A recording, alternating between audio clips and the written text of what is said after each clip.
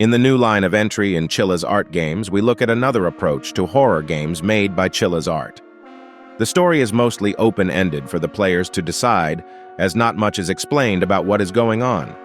The story takes place in a Japanese town where a journalist is sent by his boss to collect some footage at a nearby alleged haunted house.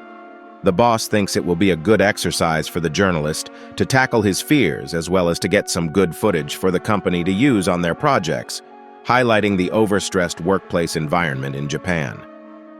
After reaching the dilapidated house, a series of events takes place that is up to the players to decide if they are supernatural or just the journalist hallucinating or seeing things due to fear. These events revolve around a set of tapes found throughout the house containing the history of the previous occupants from the viewpoint of the child that lived there. The tapes show the dead bodies of the boy's parents with his grandparents praying over them. The boy goes outside to bury a bird, but he gets called by an entity residing inside an outhouse, telling him to feed the dead bird as well as the head of a carp. The boy complies and soon becomes the entity's handyman, bringing it whatever it asks for, such as when his grandmother dies, so he brings her hair to the entity, and when his grandfather dies, he brings his nails. The boy eventually finds an underground tunnel underneath the outhouse where it seems he starts to live in after his family dies. The entity then asks for one more task, and that is to invert the crosses that are inside his home.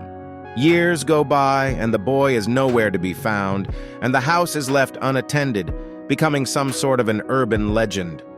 The journalist then decides that it's time to go home, but before he could escape, he is followed by the grown-up version of the boy in the tape who hunts him down and chops him into pieces, offering the pieces to the entity in the outhouse.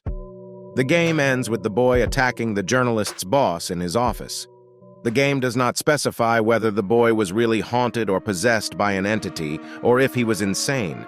But what is specific is the gradual collapse of the household symbolized by the beheading of the carp, which is a sign of prosperity and luck in Japanese culture. Another symbolism is shown by the crows found inside the house, which usually means something bad, but in Japan, they represent guidance. Here, they are apparently working as some sort of guide to the journalist, possibly hinting at him to escape the house before his doom, as well as the statues of Mary surrounding both the boy in the tape when he is inverting the crosses and the journalist by the end of the game, warning him of the impending doom. Another odd thing in the game were the dolls who seem to be watching the protagonist. These are also the same dolls that the boy modifies with his grandmother's hair, possibly trapping her soul in them. They seem to be watching the journalist, and by the end of the game, they have their heads covered, possibly signifying "see no evil," as the boy has inverted the crosses. The journalist symbolizes speak no evil as throughout the game. He does not react to anything happening all around him.